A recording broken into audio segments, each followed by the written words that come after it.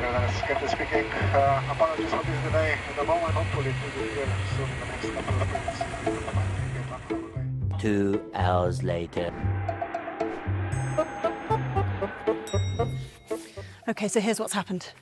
Our flight got delayed, so it ate into our time with the car. So I've actually only got 10 minutes to talk you through the entire car. We're going to do this in one take. This is the new Renault Megane. Ta-da! Forgot about this car, didn't you? You did, because we're all thinking about the Renault 5 and the Renault 4 and the Renault Twingo and all that sort of stuff. So you forgot this car existed. Well, now it's had a facelift so that you can see the new update and it can try and entice you in a little bit more. I mean, this was always a very good car, but now we have a new front face. So we've got a new front grille, new badge along the front here that looks very smart. I mean, everything basically along the front, like light design wise, is different. The only thing that's the same is the headlights. That's it. Now you've got two trims to choose from in the UK. So we're going to get Techno and Alpine E-Sprit, which is what this version is here, which I think looks quite nice, if I'm honest with you. Now, in terms of the wheel design, if you go for the Techno, your top size is going to be 19 inches. Because we've got the Alpine version here, this is 20 inches. Again, nice wheel design. We like that. Now, as we head down the side, come on, we haven't got time, come on. Down towards the back of the car. I mean, it's basically kind of the same shape as before, so that's not a bad thing. Around the back, we now have new black badging along here, a new Renault badge here as well, and then the boot is this. Yes, thank you, John T. Boot size is slightly bigger, I believe, 440 litres. Now, you would technically put this up against the likes of the Kia EV3, which actually has 460 litres. So if you desperately need those extra 20, you would go for that. But this is a very good size boot, because look at this. Get my whole arm in there. That's a good thing. I wish this was electric, but it's not. We're now going to sit on the inside. You go that way, I'll go that way. Things. Right. Okay. Interior. Now, obviously, because we have the Alpine version, we have Alpine moments dotted around the car. So, bit of badging on the seats there, little tags on the seats, the blue stitching, the blue on the carpet, the blue stitching, blue lights. That all looks very nice. There's one thing I need to point out to you, is the screen. We don't know in the UK yet if we're going to get this screen. Because when you change it to right-hand drive, there's a chance, within the previous Megane, that we'll end up with the smaller screen again. So I did ask, but they weren't quite sure. Hopefully they'll get back to me. But the screen itself is very clever. It's all very intuitive. It's now got a Google Brain, which is a good thing. So it's got your Google Maps, Google Assist. It's got Gemini built in. So pretty intuitive if you were to say, hey Google, tell me a joke. I'll let you decide whether this one is sarcastic. Okay. How does a train eat? It choo-choos. Choo-choos. Not the canned laughter. That's amazing. Okay, that was pretty good. In terms of the steering wheel, I mean, this is not my driving position, but if I can move that forward, yes, I can. Steering wheel. This is all just very nice and Renault. It works very well. There's your drive modes on there. That all works very well. It's very sticky. It's worth pointing out. That's what it's like in all Renaults. So you've got stick, stick, stick, stick, sticky, stick, stick, sticky, stick, stick. So that's for your volume and your media sort of stuff. That's for your gear selectors, your indicators and that kind of thing.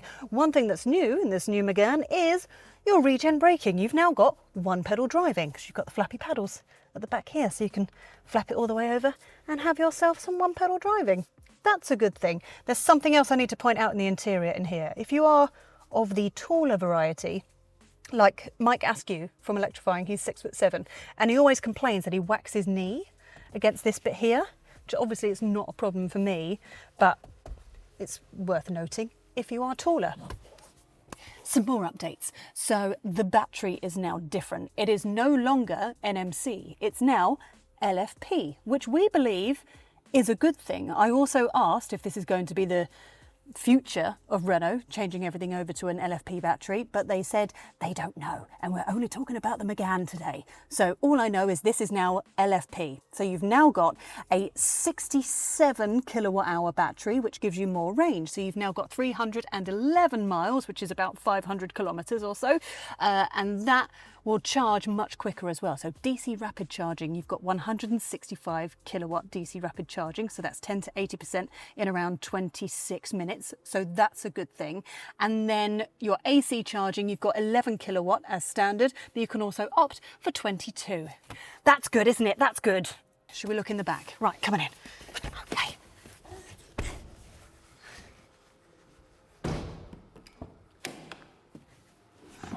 Okay. Nothing to pull down there. So no sort of central cup holders or anything. The door bins are quite a nice size. I wish there was a panny roof to lighten things up in here, but you've got this thing. What the hell is this? It is an ugly purse. Why do you need that? For snacks and things. That's a pocket for your phone. Maybe it's for snackage. Can she put it back? She can. Lovely. Nice flat floor, which is a good thing. Obviously, it's been designed as an electric car from the ground up. So you've got lots of space for your feet, decent leg room if you're that person that ends up sat in the middle seat. If you're the middle child and you're stuck in the middle, you'll end up not having to straddle a transmission tunnel. So that's a good thing. Is there anything else to show you back here? Not really. Come on. Actually, I can't remember if this car has a front. Hang on. It's front wheel drive like it was last time, so.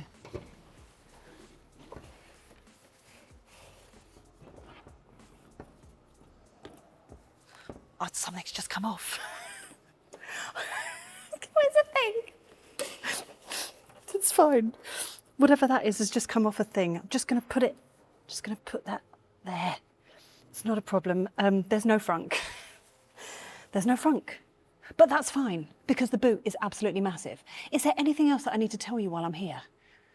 I'm trying to remember because I've done all the battery stuff. I've done the charging. I've done the range. That's great. We're not driving it today, so I can't really tell you much else. I do know it's got around 211 horsepower, so that's nice. Well, of course, there's something you forgot because you're an idiot, Nicola. Used cars. Yes. So if you're not looking for a new Megane, you can find yourself a used one. Pop yourself on electrifying.com. You see that QR code on your screen right now? Scan that bad boy and then you can scroll while you carry on watching this video, you lucky things. Oh, there's something else you forgot. Pricing. Right. We don't know. We have been told it will be competitive. I mean, if you were to put it up against the Kia EV3, maybe we would expect it to start around £32,000. So that's not bad. And because the Megane is built in France, we also expect it to get the UK plug-in car grant, which will drop the price by some £1,500 or maybe even £3,750 if it's eligible for the full grant. We'll just have to wait and see. Johnsy, have I missed anything? I think that's all of the things. Let me check. Wait a minute. I'm really sweaty now. Okay, hang on. Checking, scrolling, checking. Done the boot size. We've done the tech and everything. That's all good. We've done the trims. Done Gemini. We've done. Oh, so that was 220 horsepower. That's what it was. Got that wrong.